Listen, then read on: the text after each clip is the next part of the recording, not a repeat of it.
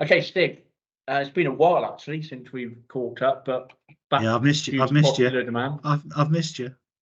Yeah, it's nice someone else. Yeah. Yeah. We got lots of positive things to talk about, I guess, bar the defeat at Alfreton, which was unlucky, I guess, but the form on the pitch has been pretty positive lately. Yeah, I mean, I have to say it's been a brilliant period for us, hasn't it, in many ways? And we haven't always played fantastically well, but the effort and commitment and hard work from the players has been clear for all to see. And, like I said, we haven't played well in all the games, but we've had some really good patches, some really strong performances. Even the Alfreton game, I thought we were the better side really throughout, in all honesty. We probably don't want to dwell on the decisions because it was a rough journey home for everybody, probably after the decisions on Tuesday night and things like that. But I thought on the night we performed well, and kind of on another day you came away thinking on another day we'd won that game. And in many ways I think I didn't make the trip to Chorley, but I listened to it and it did sound again like we put in a similar performance at Chorley, but took our chances and then got the 3 points that we deserved, which is brilliant. And that was, of all the results I think so far the season, for me, certainly on paper, that one's the most impressive, because I was exchanging messages with Paul later last week, and like, people have been falling like flies, hasn't it? And we, it's no one's fault, but you make a real concerted effort to strengthen by bringing in the likes of Paul Downing and Jordan Lydon, and then within a week they've both gone down with injuries, and you kind of think, well, I think we joked about Paul reversing over a black cat in pre-season. Well, I think he's reversed over 8 or 9 of the blooming things the way it's been going so far. But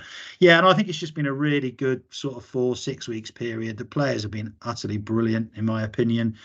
I think there's I touch on it on my programme notes that I've done for the game against Gillingham, but I think there's as good a rapport and as good a bond between the pitch and the stands and terraces as I can remember in a long time. In all honesty, there's a real appreciation. I think the players, they get how lucky they are to be playing for us, and I think the fans are really appreciating the fact that the players are, they're all in every time they take to the field, and obviously that comes from the manager and the staff behind the scenes. But yeah, no, it's just been a really good time. And I did have one of my relations message me a couple of weeks ago and said, "Oh, that's 2 consecutive Saturdays I had an enjoyable day out at Edgar Street," which was quite amusing. So off the back of the Rochdale game and the Curzon Ashton game. So that's what we want. I mean, I think when I came in, one of the things I said, I was, be great to get people smiling again, because we do this for the love of it, and because we want to be involved, and it's just been really enjoyable of late, and long may that continue. Yeah, it was great. The Curzon game, obviously a great game, a really exciting finish to it, and I think everyone went home then with a real buzz, because not just the 3 points, but the send-ins off and the entertainment's there as well. Yeah, it was absolutely mad, wasn't it? That last 5-10 minutes of that game was absolutely hilarious. It was hilarious, wasn't it? And there were big. It sounds ridiculous, but there were almost bigger cheers for the send-ins off than there were for that final goal. It was just all kicking off all over the place. But yeah, I mean, I've been in the bar after the game. There was just a really nice buzz about the place as well, and you're going home with a spring on the step, and so many people staying behind at the full-time whistle to clap the players when they do the kind of little, the walk around to thank everybody for the support. So yeah, no, really good times, really interesting. We're in that mid-table. I mean, the league is ridiculously close, isn't it? When you look 3 points above us takes us to pretty much the playoffs.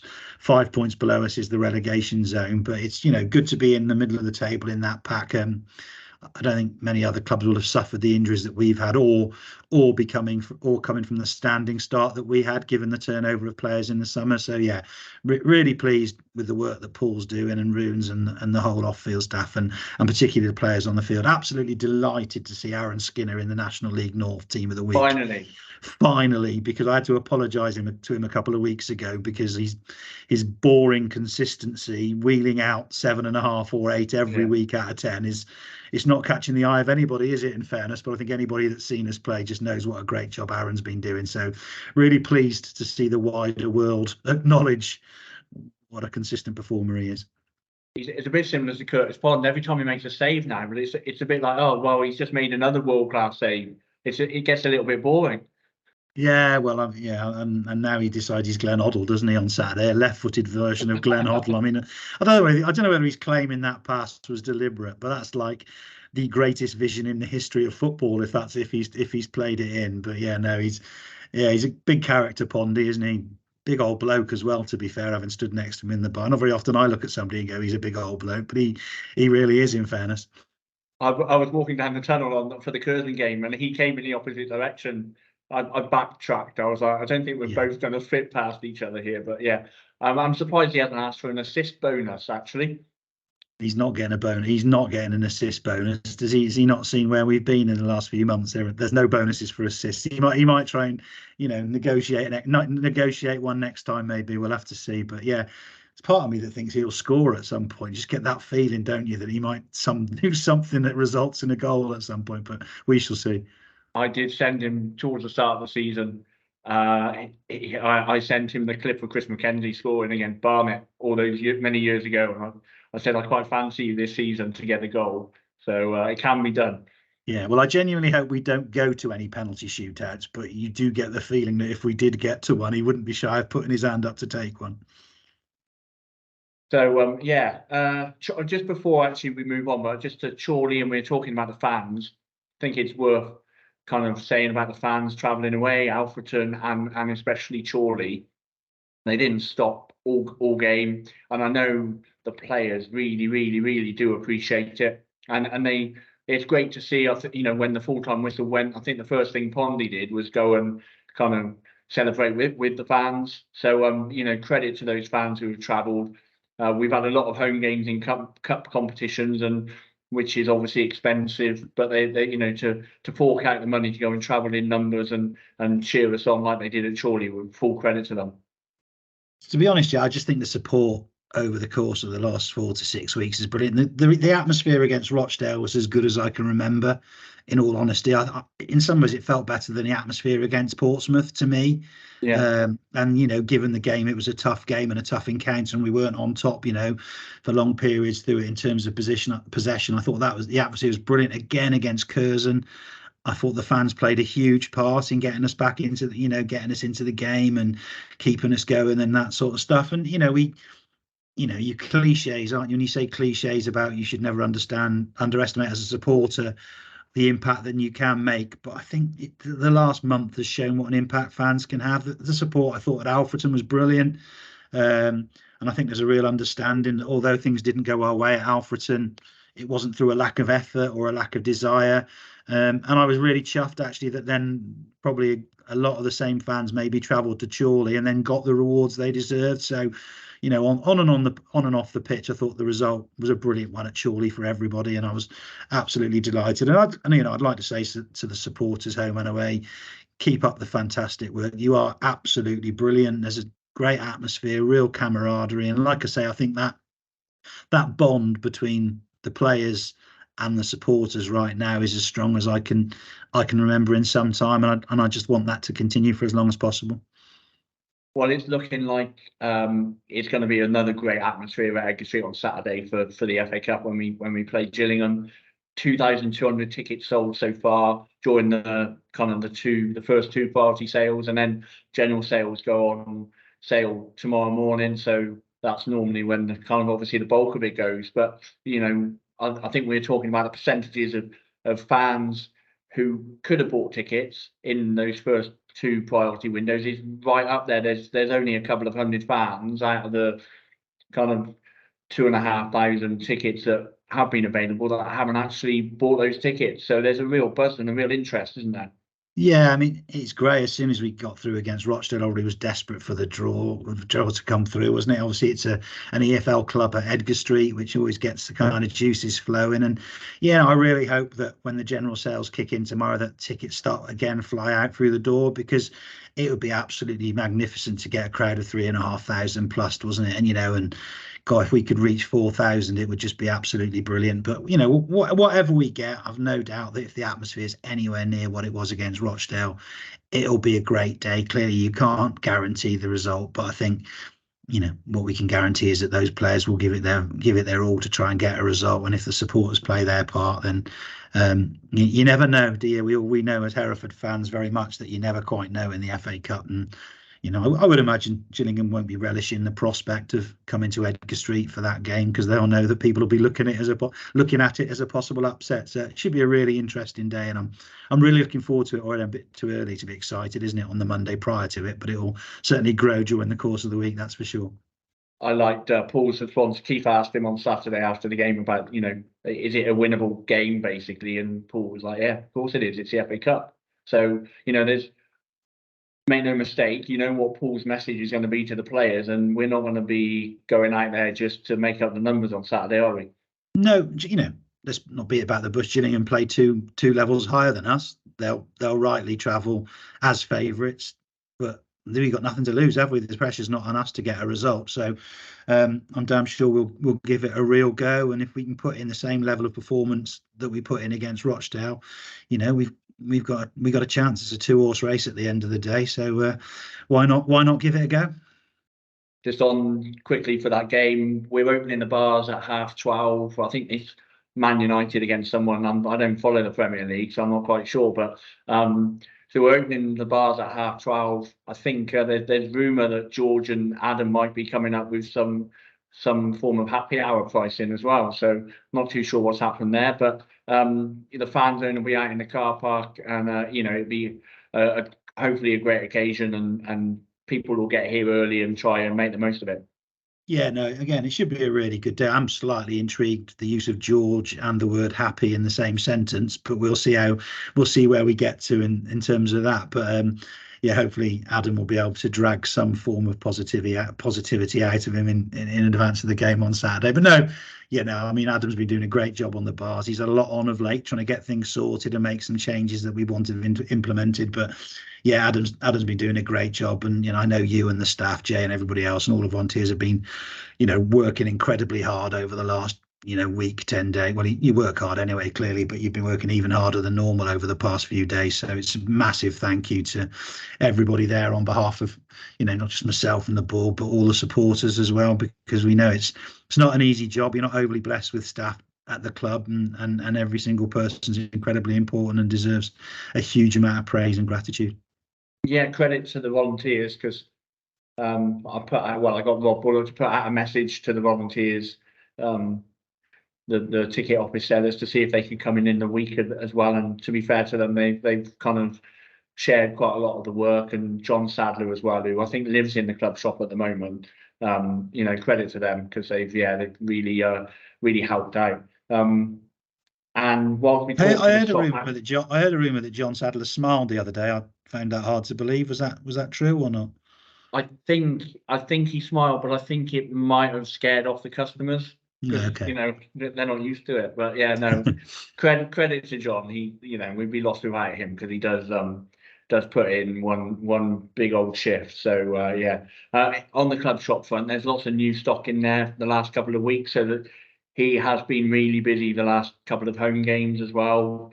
Lots of polo shirts, lots of replicas and hoodies and things like that. So yeah, he has been really worked off his feet. So yeah, credit to him.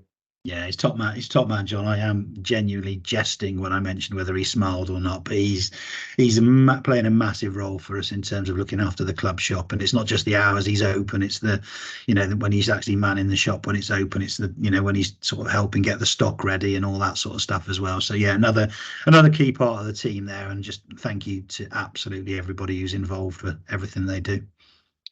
Whilst we've obviously spoken about the fans and about the away fans in particular, but I know we wanted to say about the away travel as well that's been run this season, that Joni's kind of organising, and that's had a really successful start. And there's, I think, the next 3 games are already available to buy, and the Gloucester game as well, which is going really well. So I know you wanted to talk about that as well. Yeah, I just wanted to, just give it another push, really, that we do run, as much as we can. We're running, the supporters buses on behalf of the club. Joni Roberts, one of the directors, is looking after that. And as you say, I think the Boston, the Buxton and the Farsley games are all available, which are all in the next month, obviously. And also Gloucester City on Boxing Day is already available to book. So it's a really good service. You get to the ground in plenty of time. I think getting to the ground by 1:30. So there's plenty of time to get some food and a drink or whatever you want to do in advance of a game. So, and I know we have the independent travel ongoing as well, which is a very different offering in some ways, but I think it's very, it's vital that we try and put something on. And I know the junior bulls are looking at taking advantage of the club transport as well. So it's a thank you to Joni for organising that. And please, if you can and you fancy getting on board and supporting the lads away from home, please feel free to book through the club, because it's really helpful as well. Brilliant. What we should have mentioned with the Gillingham game as well is that there's going to be a printed programme. I know at the start of the season, obviously, we made that decision to go to digital only, and we said any kind of exciting cup games or exciting league games, we would consider the printed programme. This is one of them, so it will be available to buy in advance and on the day as well. I know Toby's busy now putting that all together. And a thank you to Print Plus as well, local company literally just across the car park that are printing it for us. So yeah, if you if you're one of those traditionalists, then there is a printed programme on Saturday.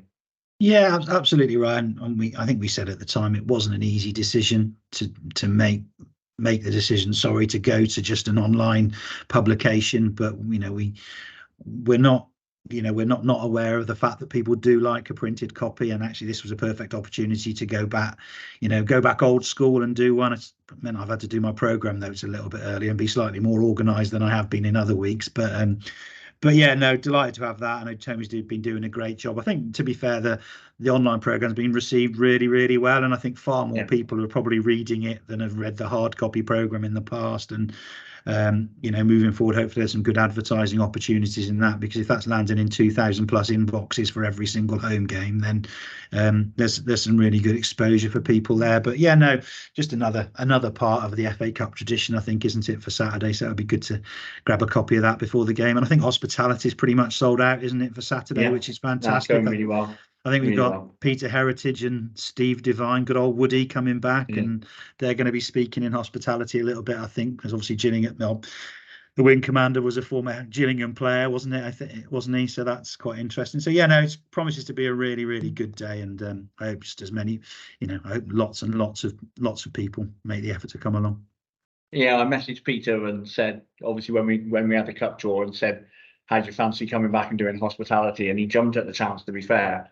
And I think it's his birthday on the 8th of November, so he's quite excited that it's all tied in quite nicely. So yeah, he's really looking forward to it, as is Steve Devine as well. Yeah, I'll have to try and contain my inner child once again, because that was right at my peak supporting days in the early 1990s, to be honest, in those early days. So yeah, I'll have to retain my composure and be a little bit more professional when I get around Woody, especially because he was a proper player, wasn't he, for us over a longer period than Peter Heritage was. So that'd be really interesting. I'm looking forward to meeting them both. Brilliant. Well, I can't think of anything else. Have I forgotten anything? No, the only other thing I was going to say was I wanted to just say, pay tribute to the youngsters who played against Cleal in the Herefordshire Senior Cup. It's a fair while ago now, isn't it? But I just thought on the night it was a tough old game for them, to be honest with you. There was physical. Cleal were obviously revved up for it, and they were quite physical, but the youngsters battled on gamely on the night, and I think they deserved their win in the end. They played some really good football, despite the physical challenge they were coming up against. So yeah, just really, really pleased for them. I hope they enjoyed their outing at Edgar Street in front of a fairly decent crowd, to be honest. And obviously I think we've got Tenbury United, haven't we, in the next round sometime in December. So be interested to see how we go on that moving forward. And it's a real good test for them, isn't it? You say about obviously the competitive physical nature of it. That's exactly what they need. Yeah, 100%. I've obviously saw both the FA Youth Cup games that our lads played in, and you could see the lads that had played a bit of senior football. And actually, so for all the other ones who maybe haven't played as much, that was a really good test for them. And I thought they came through it with flying colours in the end, to be honest. I think played some really good stuff at times, and it was just a really interesting, and it was good to see so many people turned up to watch it as well, in fairness, and it was excellent. The old Clee Hill Massive were out in force as well, which was quite interesting. But no, it was a really good night, and well done to them all. And I know, just to say, I know the ladies team are going really well as well currently, and another good result yesterday. So I'd like to say to them, keep up the good work, and we'll get and see you soon. I know Ben Bowen moved them from the pitch yesterday, didn't he? Because he was refurbing one of the goal mouths, I think, wasn't he? So yeah, looking forward to seeing his handiwork when I'm over at the club later in the week. Yeah, he's returfed the goal mouth in front of the meadow end that had kind of just turned into a bit of a muddy pool. So yeah, the women played away, but Nashi came in this morning absolutely bouncing because obviously they beat a very good side yesterday, so I think he's happy, and yeah, overall they're doing really well this season. Yeah, no, really important addition to the club, and yeah, it's really good to follow their games on Twitter. It's difficult when they're on a Sunday, and if we've had something on a Saturday to get and watch them, but at some point I'll endeavour to do that. But it's really good to follow their games on social media and just see what's going on. So, like I said, hope they can keep up the good work as well. And credit to Malcolm Cowell, obviously the former kit man from last season, but he's still involved with the women and driving them forward. So credit to him as well as Nashi. Yeah, no, it's like I said, it's a really good addition, and alongside the under-18s who are going ever so well as well. So yeah, really good times. Brilliant. Right, well, we'll see you on Saturday for the big cup game. Marvellous. Can't wait. Catch up later in the week. See ya. Cheers.